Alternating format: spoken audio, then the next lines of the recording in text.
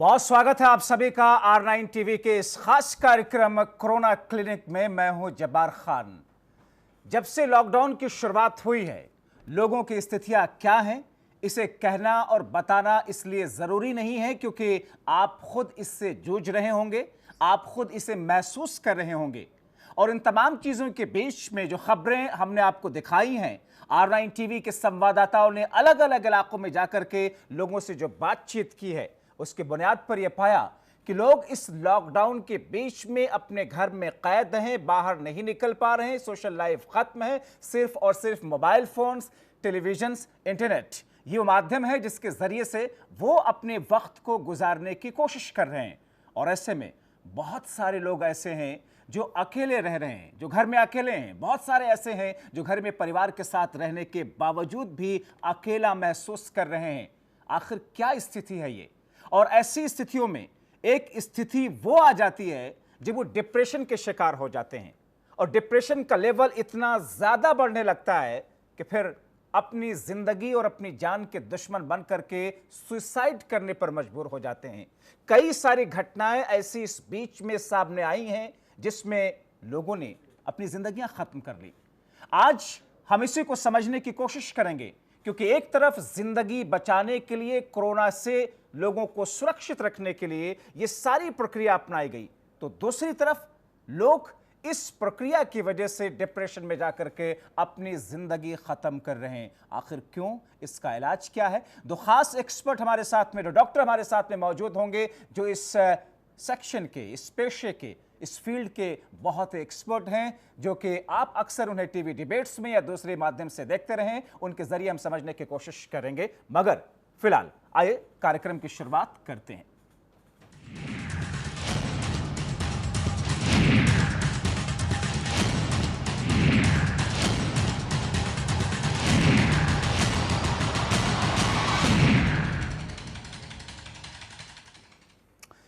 Social media पर कई तरह की अफवाहें हैं जिससे लोग घबरा रहे हैं। कई राज्यों में तो लोगों को कोरोना की आशंका के चलते आत्महत्या तक करना पड़ा है। तो इस कोरोना काल में कैसे खुद को आप डिप्रेशन से बचाएं, आज कोरोना क्लिनिक में इसी पर चर्चा करेंगे। लेकिन उससे पहले आइए इस रिपोर्ट के जरिए मौजूदा हालात को समझने की कोशिश कर लेते हैं। पहले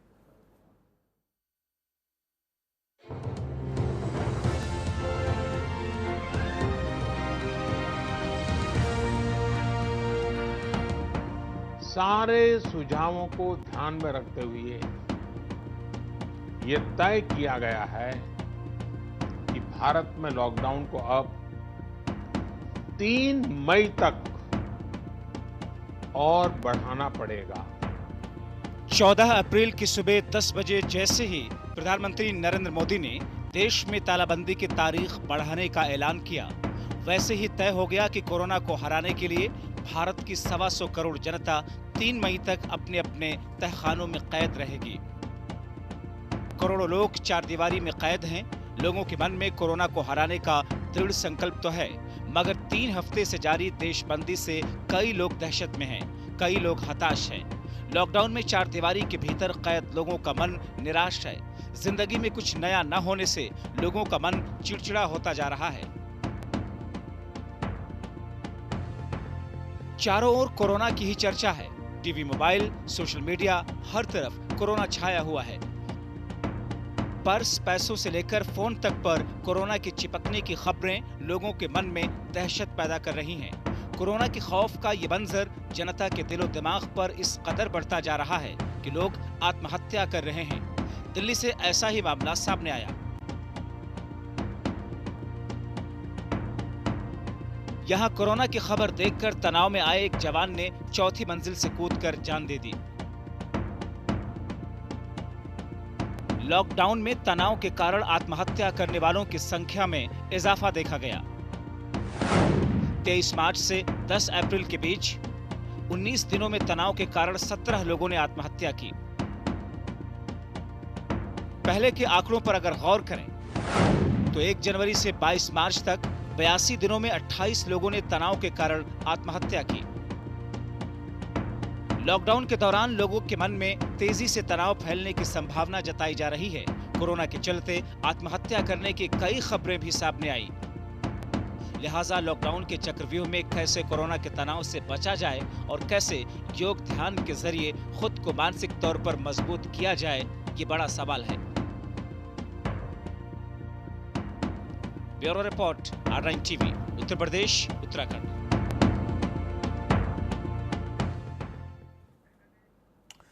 तो ये रिपोर्ट आपने देखी और इस वक्त सीधे रुख अपनी चर्चा की तरफ करते हैं। हमारे साथ में दो खास मेहमान इस वक्त जुड़ रहे हैं, उनका तारुफ आपसे कराते हैं। हमारे साथ में इस वक्त स्टूडियो में डॉक्टर सौम्या मुदगल जी, जो कि मनोचिकित्सक हैं, हमारे साथ में जुड़ चुकी हैं और थोड़ी ही देर में हमारे साथ में डॉक्टर जिज्ञासा शर्मा जी भी जुड़ेंगे, जो कि योगाचार्य होंगे। आप दोनों लोगों का शुक्रिया के साथ में स्वागत है। शुरुआत में इस चर्चा के आपसे ही करना चाह रहा हूँ डॉक्टर सौम्या मुदगल जी, जो एक ये स्थिति उत्पन्न हुई है, वैसे तो सुसाइड, आत्महत्या, ये कोई अभी तो शुरू नहीं हुई, ज़माने से जब से इस दुनिया की शुरुआत हुई है, अलग अलग कंडीशंस की वजह से, अलग अलग परिस्थितियों की वजह से लोग अपनी ज़िंदगियों के दुश्मन बनते आए। मगर ये जो लॉकडाउन की परिस्थिति है, लोग अपने परिवार के साथ हैं, अपने घर में हैं, अच्छा खा रहे हैं, या फिर सारी फैसिलिटीज़ जो कि मौजूदा वक्त में उनके पास में जो है उनका इस्तेमाल कर रहे हैं, बीवी बच्चों के साथ में सब कुछ वो है। लेकिन ऐसी स्थिति क्या उत्पन्न हो जाती है कि इन सब के बीच में वो डिप्रेशन में चले जाते हैं? देखिए, जब हालात इस तरीके के हों, जब बाहर भी आसपास भी तनाव हो, दूसरा तनाव ये है कि हमें बीमारी ना हो जाए, तो अगर एक इंसान वो है जिसमें पहले से ऐसी स्थिति हो सकती है या जिसकी पर्सनालिटी ऐसे हो जिससे डिप्रेशन एंजाइटी की प्रॉब्लम ज़्यादा हो जाती है या जल्दी हो जाती है, या उसका पर्सनालिटी ऐसी है कि उसमें डिप्रेशन एंजाइटी थोड़ा जल्दी पकड़ता है वो, तो अगर ऐसा इंसान को इस तरीके के माहौल से एकदम से प्रेजेंट किया जाता है, तब वो इंसान बहुत जल्दी पैनिक करता है और इम्पल्सिव डिसीजन लेके इस तरीके की सुसाइडल एक्ट्स हो सकती हैं। ऑल्सो एक जो स्टिग्मेटा अराउंड है कि, या एक जो खबर है कि आपको बीमारी होगी, आप बचेंगे नहीं, आप मर जाएंगे, दुनिया में इतने लोग मर रहे हैं, आपसे दूसरों को फैल जाएगा, आपके परिवार को फैल जाएगा। कभी कभी ये भी एक बहुत बड़ा दिमाग पे जोर रहता है कि कहीं मैं अपने घर वालों को ना दे दूँ, इससे तो मैं निकल जाऊँ तो सब ठीक हो जाएगा। तो एक दिमाग जो उस उलझन में, उस परेशानी में जो अपने उधेड़-बुन करने लगता है, वो यूजुअली नेगेटिव होती है। तो फिर ऐसी स्थिति में जाहिर तौर पर एक बहुत ही स्वाभाविक सी वजह यह है, कारण यह है कि लोग ऐसा सोचने को मजबूर होते हैं। मगर ये सभी लोगों पर तो ये चीज़ें प्रभाव नहीं डाल सकती हैं। बहुत सारे ऐसे, ज़्यादातर लोग ऐसे हैं जो इसको मेंटली टफ होकर के उस चीज़ से लड़ते हैं, जूझते हैं और डिप्रेशन का शिकार नहीं होते हैं। कौन से, किस तरह के वो लोग होते हैं जिसके ऊपर ये चीज़ें इतना ज़्यादा प्रभाव डाल जाती हैं? हम, जैसे मैंने कहा, पर्सनालिटी, जिन लोगों की पर्सनालिटी थोड़ी एंग्शियस टाइप होती है, या फिर जिन्हें यूजुअली टेंशन रहती है, या जो मानसिक तौर पे बहुत कॉन्फिडेंट नहीं होते, आत्मविश्वास की कमी होती है, या किसी को अगर पहले से ही डिप्रेशन एंजाइटी की प्रॉब्लम चल रही है या फैमिली में डिप्रेशन एंजाइटी आ ही रहा है, तो ऐसे लोग ज़्यादा प्रोन होते हैं इन प्रॉब्लम्स के एज़ कम्पेयर टू दूसरे नॉर्मल लोग जो पॉपुलेशन में हैं। उनकी कोपिंग कैपेसिटी थोड़ी सी कम होती है। जी, तो फिर ऐसी स्थिति में, जबकि ये कहा जाता है कि आदमी डिप्रेशन का शिकार है, लेकिन कई बार होता है कि एक आम इंसान, एक आम शख्स जो कि टेंशन का शिकार होता है, लेकिन एट द सेम टाइम वो आदमी डिप्रेशन में चला जाता है। सामने वाले को या उस घर में मौजूद दूसरे लोगों को ये कैसे पता चले कि ये शख्स ये टेंशन में नहीं, उससे बड़ी मुश्किल में ये है, ये डिप्रेशन में है, जहां जाकर के उल्टा सीधा कदम उठा सकता है? क्या इसके कोई लक्षण है? जी, लक्षणों में बहुत चीज़ जो इम्पॉर्टेंट है, आप देखेंगे उसका मूड बहुत जल्दी जल्दी या तो बदल रहा है, या वो बहुत ज़्यादा उदास रह रहा है, या विड्रॉन रह रहा है, ज़्यादा बातें नहीं कर रहा है, अपना रेगुलर लेवल एनर्जी का नहीं शो कर रहा है, खाना पीना कम कर दिया, या उसके स्लीप पैटर्न में कोई फ़र्क है, या जो बातें वो कर रहा है वो यूजुअली नेगेटिव हैं कि ज़िंदगी कैसे है, ये कैसे चलेगा, अब आगे का क्या होगा। उसकी बातों से ज़्यादातर एक वरीज़ का, फ्यूचरिस्टिक वरी और लाइफ को रिलेटेड वरीज़ आपको अगर सुनने समझने में आ रहे हैं, या वो किसी तरीके की इसी टॉपिक से रिलेटेड बातें कर रहा है कि वहाँ किसी ने जान दे दी या ऐसे मर जाएं तो अच्छा है, इस तरीके के अगर वाक्यांश वो बोल रहा है और इस तरीके के बिहेवियर्स आ रहे हैं तो आपने अलर्ट हो जाना है। ये एक बड़ा संवेदनशील मसला है और बहुत सेंसिटिव सा टॉपिक है पूरे विश्व के लिए। ज्यादातर जगहों पर यही देखने को मिलता है, खासतौर पर भारत में, कि मानसिक तौर पर या मानसिक रोगी वाला शख्स या उसके घर वाले उसका इलाज कराने या फिर इस बीमारी को एक शर्म सा महसूस करते हैं। डॉक्टर के पास जाकर के क्या बताएं कि मैं इतना ज्यादा परेशान हूं या मानसिक तौर पर मैं बीमार हूं। कोई आदमी एक्सेप्ट ही नहीं करना चाहता कि मानसिक तौर पर मैं बीमार हूं। ये स्थिति क्यों है? क्या इसे लोग एक शर्म या एक हेजिटेशन या इसके इलाज में कि दूसरे जानेंगे तो क्या कहेंगे, ये जो एक स्थिति है, ये किस तौर पर देखा जाए इसे?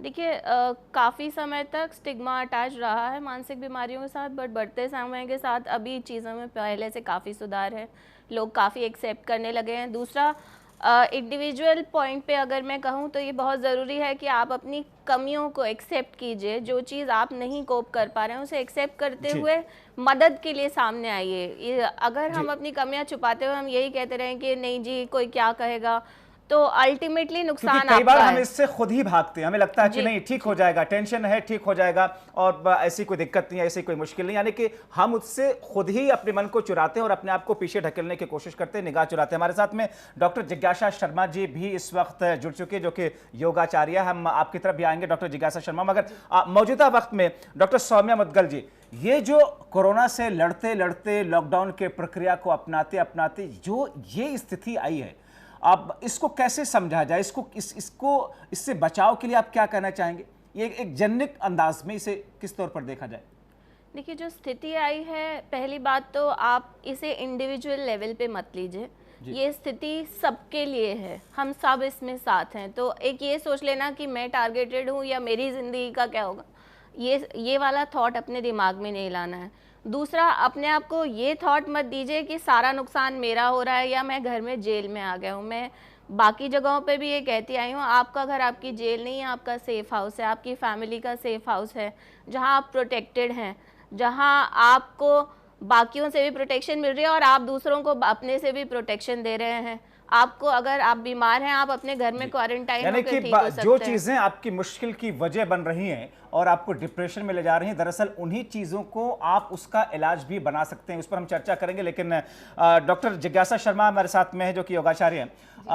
डॉक्टर जिज्ञासा जी, आपके पास में इलाज के लिए आपके पास में उसके उपाय के लिए खासतौर पे योग के जरिए या दूसरे माध्यमों से लोग आते होंगे, किस किस्म के लक्षण उनमें होते हैं? कई बार बहुत सारे लोग ऐसे आते होंगे कि उनको मानसिक तौर पर बीमारी हो चुकी है लेकिन उनमें होती भी नहीं होगी। ऐसा बिल्कुल आप सही कह रहे हैं। जैसे डॉक्टर सौम्या ने भी बताया कि जो भी मानसिक लक्षण है ना, वह पहचानने बहुत मुश्किल होते हैं।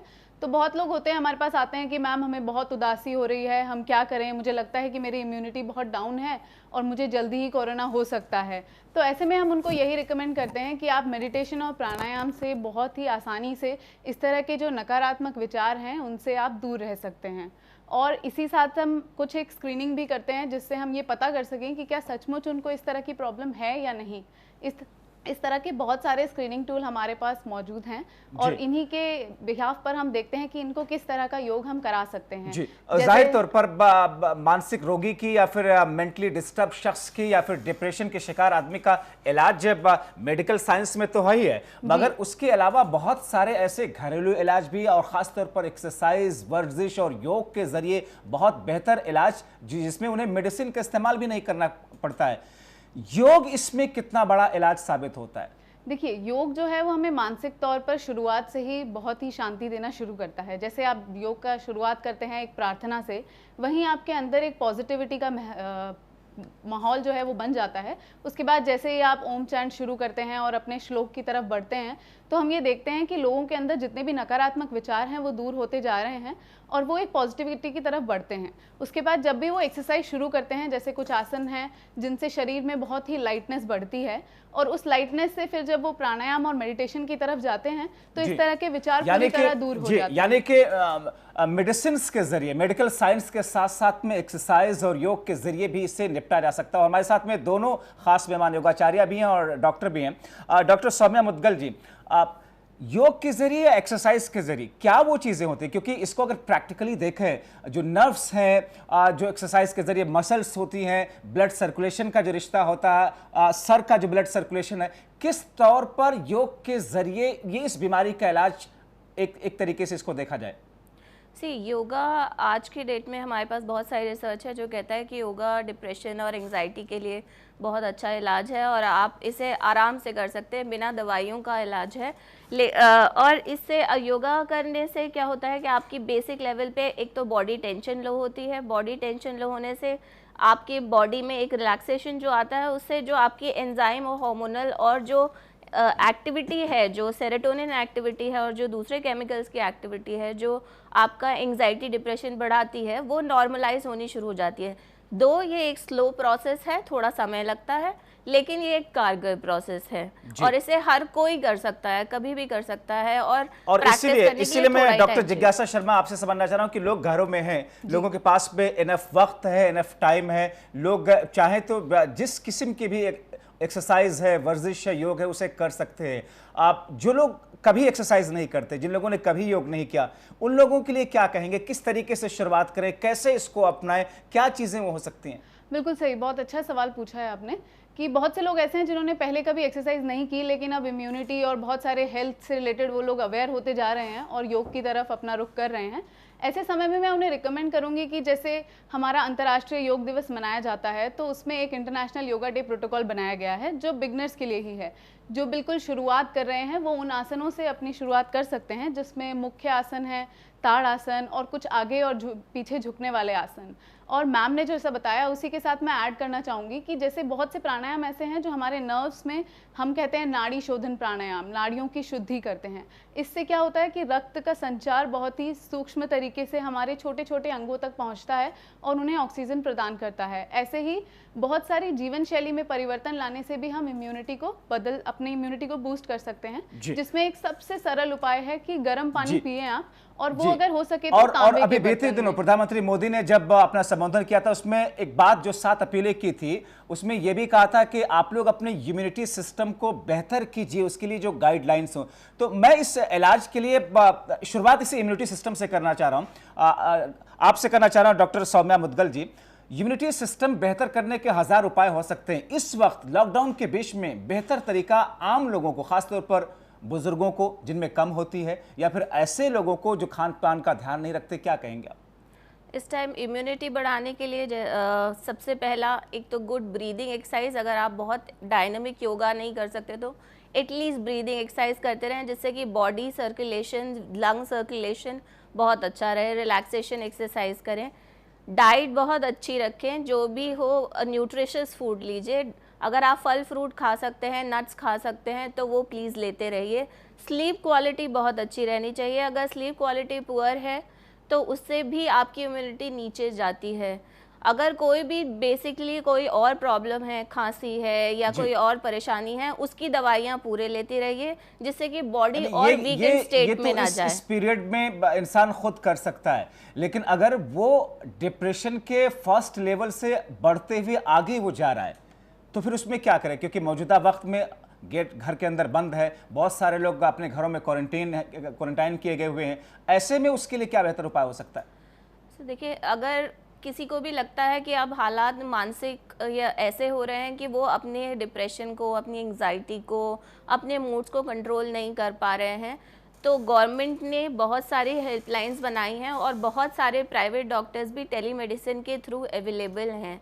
आप प्लीज़ उन्हें कांटेक्ट करिए, गूगल पर जाइए, सर्च करिए, आप अपने आसपास के डॉक्टर्स को देखकर आप फ़ोन कॉल से उनसे परामर्श कर सकते हैं। बेसिक हेल्प आपको मिल सकती है। अगर आप किसी से बात करना चाहते हैं तो आप कुछ साइकोलॉजिस्ट के नंबर्स लेकर वहाँ से ही उनसे बात कीजिए। और समस्या ये है कि लोग साइकाट्रिस्ट से या साइकोलॉजिस्ट से बात लोग करना नहीं चाहते, या फिर उससे करने में लोग हेजिटेट करते हैं, या फिर उनको लगता है कि अगर हमारे घर वालों को, दोस्तों को, या फिर दफ्तर वालों को या किसी को पता चलेगा तो इसे एक शर्म के तौर पर लेगा। कैसे ये शर्म दूर की जा सके?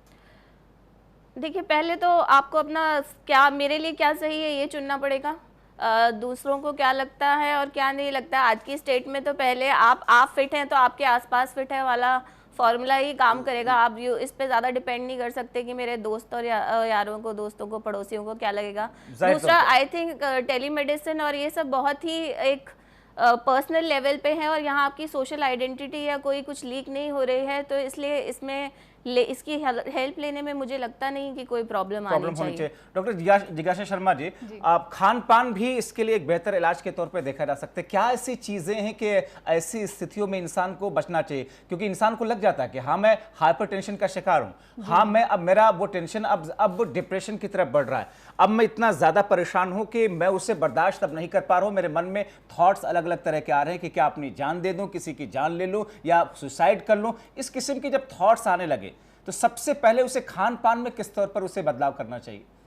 देखिए, सबसे ज़्यादा तो इसमें यही कहा जाता है कि खान पान का बहुत होता है डिप्रेशन में कि खाने का मन ही नहीं कर रहा है। तो बहुत लोगों को यहाँ पर हम मिताहार की सलाह देते हैं कि सबसे पहले तो आप जो भी खाना खा रहे हैं उसमें आप एक बैलेंस लाइए। मिताहार योग का एक बहुत अच्छा कॉन्सेप्ट है। आयुष ने भी अभी अपनी गाइडलाइंस में इसको मेंशन किया था, कहा था कि आप जितनी भी भूख है उससे थोड़ा सा कम खाइए, लेकिन उसमें गैप रखिए। थोड़े थोड़े समय में कुछ ना कुछ खाते रहिए और अपने डाइट में कुछ हेल्दी चीज़ों को डालिए, जैसे तुलसी का पानी डाल सकते हैं, अदरक के साथ आप शहद को मिलाकर, जो कि मीठा होता है। मीठा खाने से बहुत लोगों को शांति और अच्छी संतुष्टि का महसूस करते हैं कि मीठा खाना उन्हें पसंद होता है। तो अदरक के रस में शहद को डाल के इससे आप अपने रेस्पिरेटरी सिस्टम को भी बहुत ही हेल्दी रख सकते हैं और इम्यूनिटी में भी ये एक बूस्ट लाता है। और साथ ही आपको पानी पीने के समय में भी बहुत ही ध्यान देना चाहिए कि खाना खाने के आधे घंटे पहले और बाद तक पानी को ना पिएं बहुत ज़्यादा क्वांटिटी में।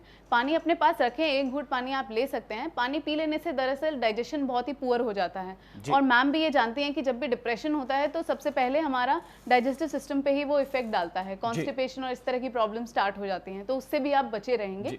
और साथ ही आपको डॉक्टर सौम्या मुदगल जी, अब ऐसे मौकों पर खास तौर पर काउंसलिंग एक बहुत बड़ा स्टेप और बेहतर तरीका होता है, लेकिन लॉकडाउन की प्रक्रिया के बीच में कैसे काउंसलिंग का प्रोसेस क्या हो सकता है? या अगर किसी को इस किस्म की दिक्कत है, उसके घर में अगर दूसरे लोग हैं वो तो उसे समझा सकते हैं, फ़ोन पर वो बात कर सकता है, लेकिन कोई शख्स अगर अकेला रह रहा हो, घर में अकेला है, कोई नहीं है, तो क्या करे वो? देखिए, अकेले रह रहे हैं तो उस स्थिति में दो तरीके हैं। एक तो अपना सोशल जो मीडियम है उस पर थोड़ा सा ज़्यादा इंटरैक्टिव रहें, कोरोना के बारे में ना पढ़ें, बाकी चीज़ों के बारे में ज़रूर पढ़ते और जानते रहें। अगर आपका कोई भी सब्जेक्ट में रुचि है उसको पढ़ते रहिए, उसको जानते रहिए।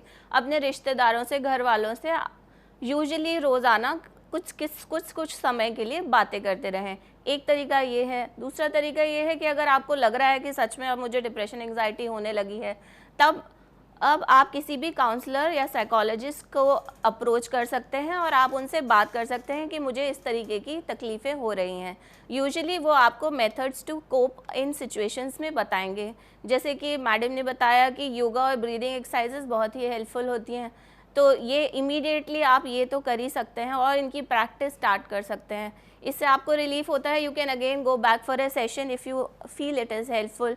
तो ट्राई करना ज़रूरी है, सिर्फ सोचते रहने से काम नहीं चलेगा। अगर आपको लग रहा है मैनेज नहीं हो रहा है तो just go and take help. जी, अब डॉक्टर जिज्ञासा शर्मा जी, अब 19 दिनों का एक डेटा है जिसमें मार्च और अप्रैल के कुछ दिनों में मिला करके 19 दिनों में 17 लोगों ने सुसाइड कर ली।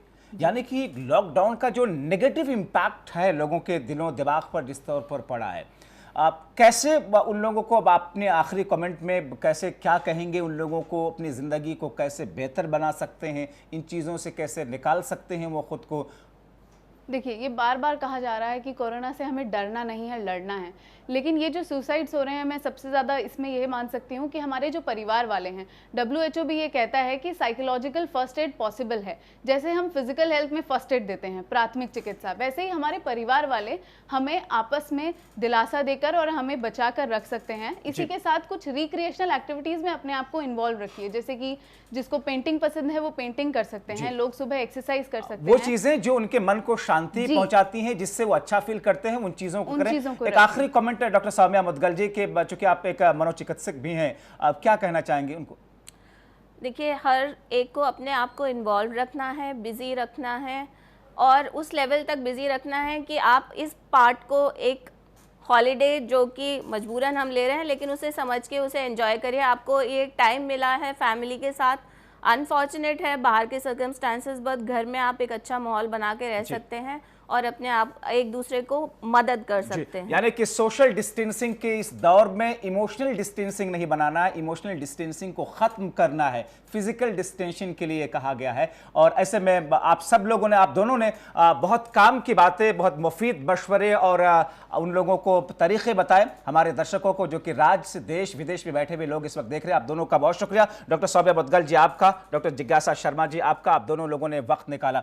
और ऐसे में आप सभी लोगों से ये गुजारिश आम जन को R9 TV ये कर रहा है कि मौजूदा वक्त में इस वक्त का इस्तेमाल कीजिए अपने बीच में, परिवार के बीच में, पति पत्नी के बीच में, या फिर दूसरे रिश्तों के बीच में जिस किस्म की कड़वाहट है या इस कोरोना के डर की वजह से आपने इसको अपने ऊपर इतना हावी कर लिया है कि आप डिप्रेशन के शिकार हैं, तो आप इन तमाम चीज़ों से निकलिए। वो एडवाइजरी, वो बातें अपनाइए जिसको हमारे दोनों एक्सपर्ट्स ने अभी आपसे कहा, क्योंकि इस वक्त आपके पास में इनफ वक्त है। खान पान में वो सारी चीज़ें अपना सकते हैं जो इस वक्त की ज़रूरत है, एक्सरसाइज कर सकते हैं, वो चीज़ें कीजिए जिससे आपको खुशी मिलती हो, जिससे आपको सुकून मिलता है। उम्मीद है कि आज की इस कोरोना क्लिनिक के जरिए डिप्रेशन के शिकार लोग उससे बाहर ज़रूर निकल सकेंगे। अभी के लिए इस बुलेटिन में, इस कार्यक्रम में इतना ही।